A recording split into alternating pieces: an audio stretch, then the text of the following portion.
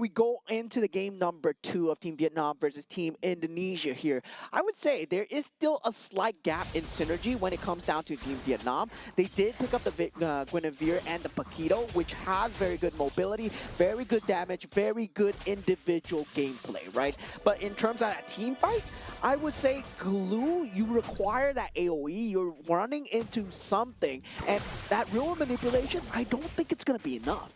So at this point, the way that Team Vietnam is doing is, of course, the old style of jungling. That means that you still need to go over to the River Crab in order to hit level 4. Well, the way that Team Indonesia do is that they will take all 5 of the creeps within of their own jungle to hit the level 4, so they don't even need to talk about getting the jungle crab for themselves. So the jungle crab, understandably, will go over to Shaoki, and this elevates the northern part of the map. This elevates Indonesia in that kind of extent. Ready, early game skirmish coming through from the side of Alexander as he puts in that flicker, that first blood, really thirsty for it so far. Oh, immediately with a flicker coming from the side on Nokrang, goes straight in and gets a kill down onto Dingarai. Not going to be able to do that over to Alexander though, but that is a big win. An overextension coming in for the side of Team Indonesia as they thought that, yeah, Inspire Melissa, yeah, you know, doesn't really have that capability to escape. Well, slight bit of arrogance there as they really jumped into that kind of gameplay without the ability to burst the Melissa down. And that's going to be a problem, right? When it goes into that laning phase, Melissa is really a very good lane bully versus the Harith. As of now, we've got a turtle that's already been popped right out, and Alexander is looking for an opportunity, although only at level 3. Turtle takes down the turtle with no problems whatsoever, but Indonesia does seem like they're not going to allow Vietnam to run away with that. They bring Noctrang down, and now up to the northern side, we do have the Shifting Skies down over to the side of Guinevere, but unfortunately, the fight is going to go completely on the opposite end. As such, is it going to be a 1-for-1 trade? Make that 1-for-2 trade. Team Vietnam is actually having a pretty good time on top of that. Alexander puts his face right in the face of Tunram. I don't know how that happened, but we are starting to lose more members from Southern Vietnam. And Team Vietnam, they respond extremely well against the utility usage. Now, they are showing their prowess here, right? This lineup is matter too much. Well, for Team Vietnam, they have 1 kill over to the Glue. They don't really like that as well. But hey, at least the Yeeve got 2 kills, and I think that that is going to be a great start for him. Yeah, and so far, that Guinevere pressure is going to start to mount in terms of that Arlie versus the Guinevere. But looking at that top lane going through, Shouty, not going to be long for life here on the Paquito as Khan Lam does go down. Yep, that is a big little skirmish coming in from Team Indonesia. They want to slowly whittle down some of these members as much as possible. But you can see Team Vietnam, they're trying to put up quite a bit of pressure to the side of Team Indonesia as well. They are being pretty methodical and actually pretty good discipline as well, almost. Yeah, they are going to have to split the map a bit harder for the side of Team Indonesia. And for Team Vietnam, they've been doing a great job of keeping map presence so far. Noctrang now in a position to fight here. They do have Delvin will be able to walk himself right out of the team fight. He's going to be fine, all right. RWM popped right out. Van Dut hoping that he will be able to stay alive, but unfortunately would not be able to do at all. Xiaoqi was a bit too annoying for him, and in the end, it is going to be a pretty good kill that will be credited in.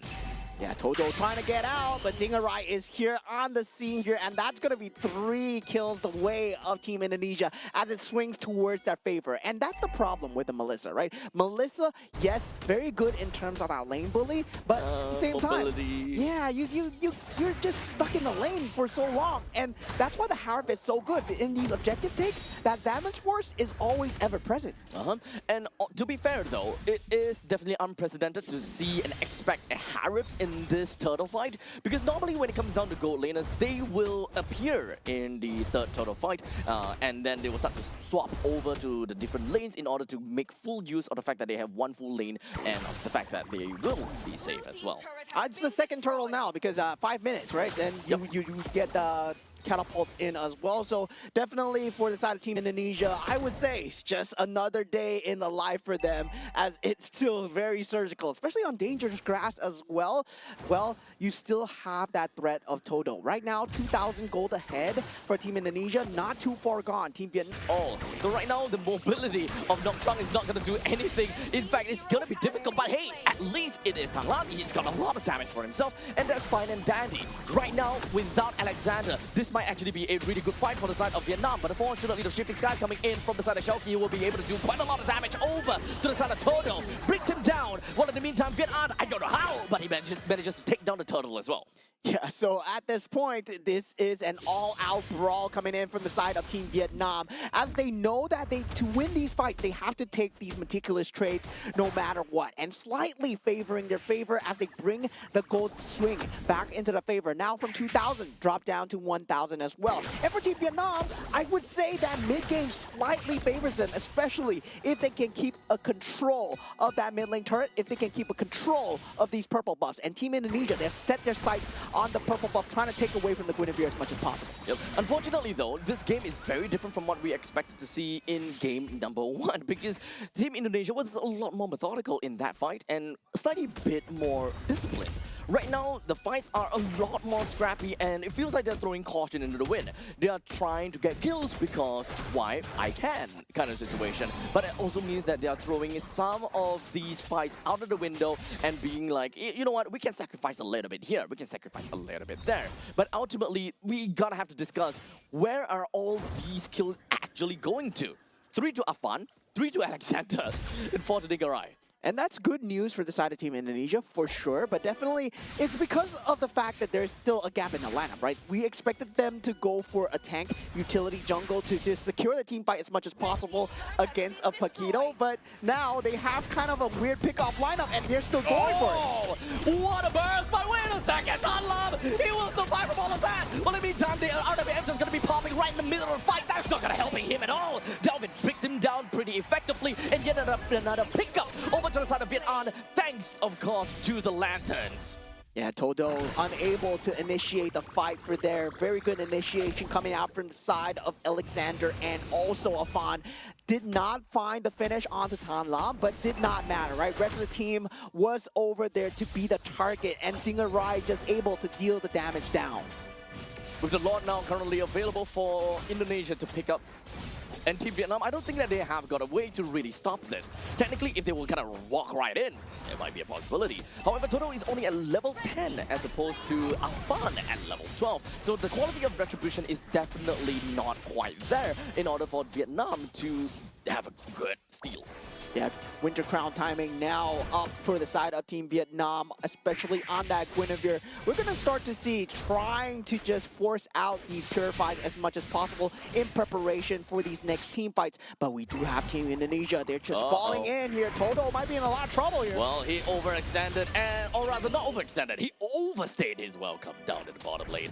Technically, he should have expected that he stayed, you know, more than 2 seconds, a little bit too long, and everyone just comes flooring down.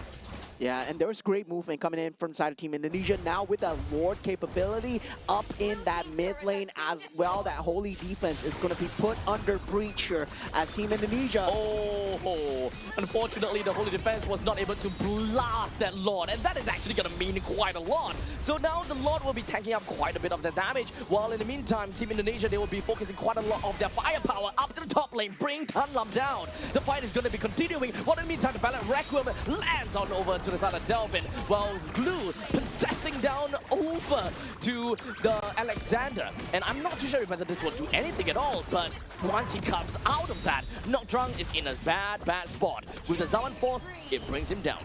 Yeah, currently they're still trying to deal with the creep wave problem that is in their base. And we did see the combo coming out from the side of Tan Lam, almost taking out Dingarai, but almost is not enough. They did get the consolation kill onto Delvin at that period of time, and with that, they do kind of stabilize. So Team Vietnam, they're still in this. If they make more mistakes from the side of Team Indonesia, that Melissa pick suddenly becomes very good here.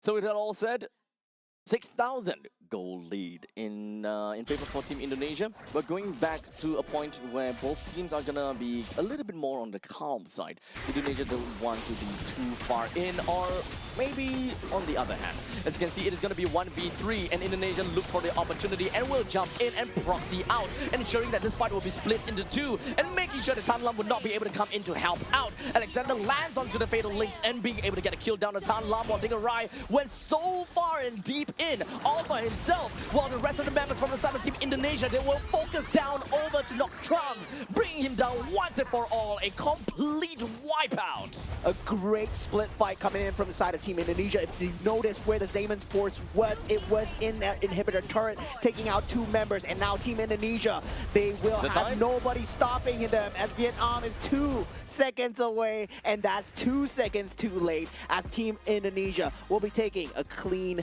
2-0 victory. Looks scrappy, but still clean 2-0. Yeah, it is really scrappy, but hey, it's not about the process, it's about the